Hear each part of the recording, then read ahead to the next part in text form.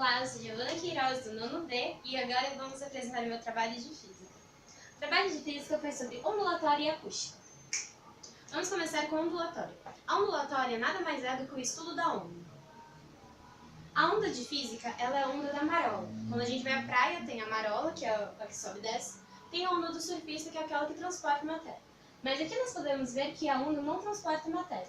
Ela pode transformar energia, mas matéria não. A matéria fica subindo apenas para cima e para baixo, não se movimentando na lateral.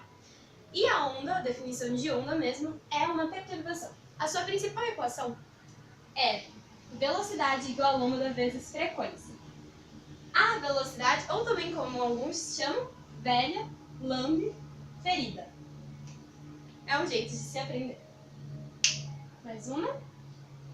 A classificação, ela tem 4 tipos de classificação. As ondas longitudinais, que elas são tipo como se fosse a mola, e ela também, um exemplo disso seria o som também assim, ele é mecânica e longitudinais. E aqui seria o movimento dela, que é tipo uma molécula passando para outra, isso se transforma. E a onda transversal, que ela é a onda da marola, que seria esse movimento aqui, ó. Quando você dá um impulso, ela segue nessa transversal aqui.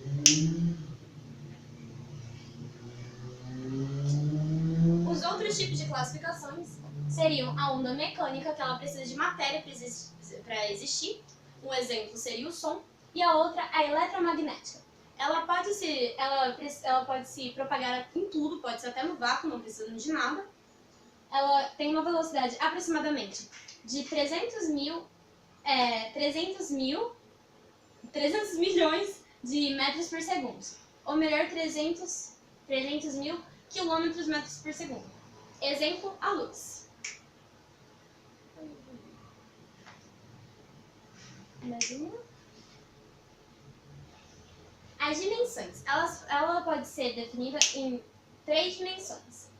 A unidimensional, que ela é como se fosse a onda transversal, que ela só vai para cima e para baixo, mais nada. Bidimensional, que seria essa daqui, a onda do lago. Quando você joga uma pedrinha, que ela faz uma onda para essa dimensão, para essa. Ou seja, seriam as 2 dimensões para cá e para cá. E a tridimensional. Esse aqui é o movimento da onda. Tridimensional seria como se fosse a luz, a vela, que ela pode vir para cá, para cá, para cá, para cá, para cá. Lógico, se ela não estivesse fechada, porque ela pode ir nas 3 dimensões que existe, ou seja, para todas as direções. Ela é mais difícil de se calcular, mas não cai muito nesses vestibulares e essas coisas. Agora vamos entrar em acústica. A acústica é o estudo do som. O som, como a gente já falou, ele é uma onda mecânica e longitudinal, que é aquela que uma molécula vai vibrando, bate na outra e vai vibrando e vai vibrando. Ela tem uma velocidade média de 340 metros por segundo, mas isso varia com a temperatura e com o estado físico. Quando do jeito gasoso, demora um pouquinho mais para se locomover as ondas. O mais rápido seria no sólido, que as moléculas estão muito perto da outra. Assim que você rela em uma, ela já bate na outra e é mais rápido.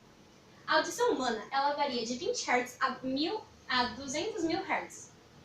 E os infrassons são sons muito graves que a gente não consegue ouvir.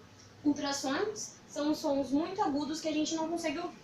Que são o nosso nível de audição seria dos 20 ao 20 kHz, que são os sons que os humanos podem ouvir. A altura, falando sobre o som. A altura é relativa à frequência. O som alto não seria aumentar o volume, seria aumentar a tonalidade, o jeito de som, seria os acústicos, os agudos. E ele tem mais frequência, que seria aqui, relativa à frequência. Ela tem mais lambda, aí a lambda é mais estreita, né? Mais fininha assim, quando a gente vê. O exemplo desse seria o violino e a flauta doce. Aqui, ó, temos a flauta doce para poder demonstrar.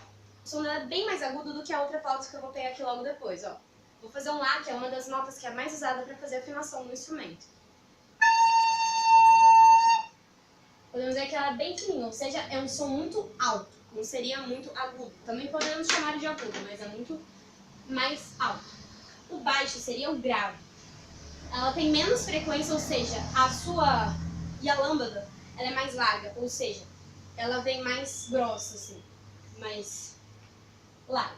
O exemplo de instrumentos seriam o violoncelo, contrabaixo e baixo. Aqui no violoncelo eu tenho uma música que ela fala, dá pra vocês ouvirem bem o som, a diferença do som da flauta doce que eu acabei de tocar e do violoncelo.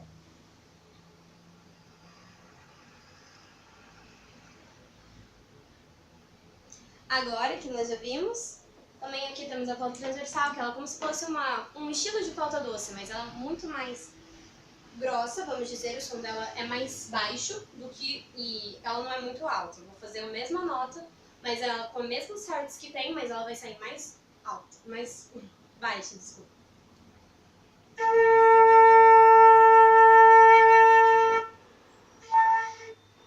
Aí aqui também, as notas elas têm vários tipos de variações.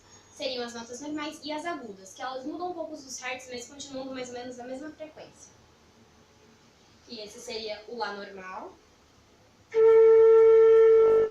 o Lá agudo, que seria uma oitava acima.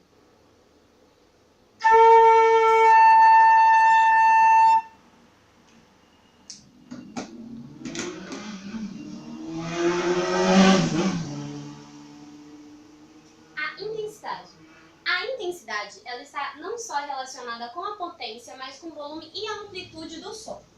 Elas podem ser divididas em fortes e em fracos. Os fortes, eles seriam com uma amplitude maior, ou seja, a sua onda ela seria mais alta, vamos dizer, que ela seria tipo bem assim. E os fracos, eles seriam com menos amplitude, ou seja, o som seria mais baixo, como a gente pode falar na nossa linguagem mesmo. Mas se a gente for levar para a parte da física, baixo seria o som grave e o agudo seria o som forte, o som fraco. O microfone, ele é um bom exemplo da intensidade, porque o som entra bem fraco e sai muito forte. Sonoridade. Essa palavra é um pouquinho diferente, mas dá pra usar. É a intensidade de cada som. Ela é usada na afinação dos instrumentos, como eu falei. A maioria das vezes é a nota Lá. Uma 340 Hz é a nota mais utilizada para afinação. E existe um instrumento que ele vê a intensidade de cada som, vendo as ondas, para ver se está tudo relacionado. Timbre. O timbre é a característica de cada instrumento. Cada um tem o seu formato de onda. Eles podem ser a mesma lâmpada, ou seja, o mesmo tamanho, pode ter a mesma frequência, mas o formato de onda é diferente. E um exemplo, a voz de cada pessoa, que é diferente, o som de cada instrumento. Aqui nós podemos ver o diapasão e o violino. A gente pode ver que aqui tem a mesma altura, se a gente pode ver, mas o formato do diapasão, vamos dizer que ela é mais lisa, e o do violino seria mais tremido.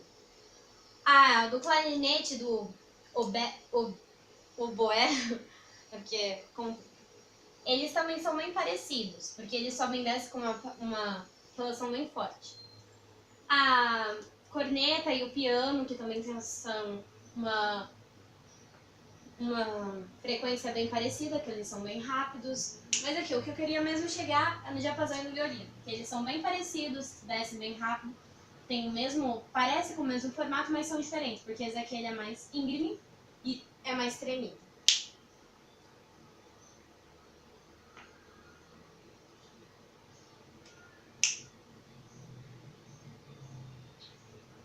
Agora, a gente vai falar sobre a ressonância e o batimento.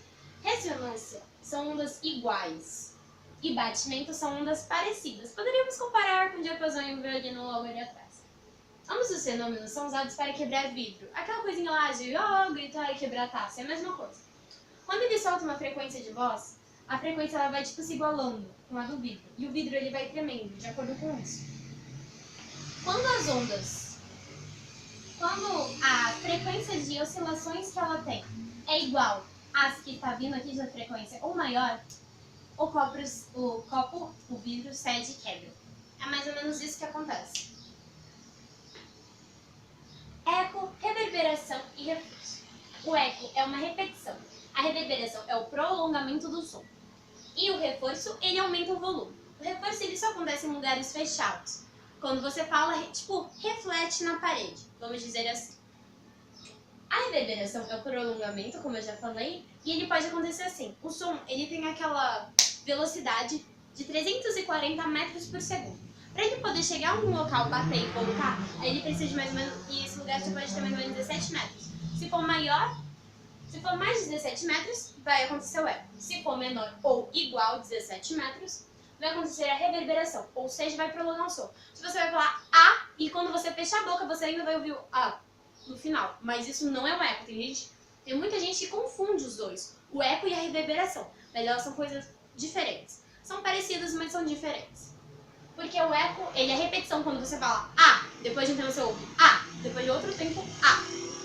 Já a reverberação é o prolongamento. Você fala A e logo depois você já ouve como se fosse uma pessoa falando depois de você. É mais ou menos isso. Efeito Doppler. Essa é uma coisinha um pouquinho mais complicada, que é a mudança da percepção que você tem de cada onda. Supondo, aqui nós temos uma tabelinha que é bem mais... depende do lugar onde está, a frequência vai ser... A sua percepção da frequência vai ser diferente. Supondo aqui a perspectiva próxima, aqui quando a onda está se aproximando, ou a pessoa, né, a parte sonora está se aproximando, e aqui é quando está se afastando. Vamos comparar. A frequência vai mudar, quando está se aproximando vai ficar mais rápido, a frequência vai ser maior, e quando está se afastando a frequência vai ser menor. A lambda na aproximação vai ser menor, a velocidade na aproximação vai ser igual, sonora vai ser mais agudo, mais alto. E a luz, aqui a gente pode comparar com as estrelas. Quando uma estrela está se aproximando da Terra, ela fica com uma tonalidade mais violeta. Aí a gente vê isso pelas estrelas que foram descobertas. O afastamento, a sua frequência vai ficar menor, a sua lambda vai ser mais larga, a velocidade vai ser igual também, porque a velocidade do som nunca muda, 340 km por hora, metros por segundo aproximadamente. A sua parte sonora vai ser mais grave, ou seja, mais baixo. E a sua luz vai ser mais para vermelho, o mesmo negócio das estrelas que eu já tinha dito. E é mais ou menos isso. E é isso, gente, a minha parte aqui, ó, pode passar, de ondulatória e acústica. Essa é uma pinceladinha, professora, espero que você tenha gostado. Só deu, assim, uns errinhos aí de português básico, mas dá pra entender. É só uma pinceladinha no assunto, gente, valeu!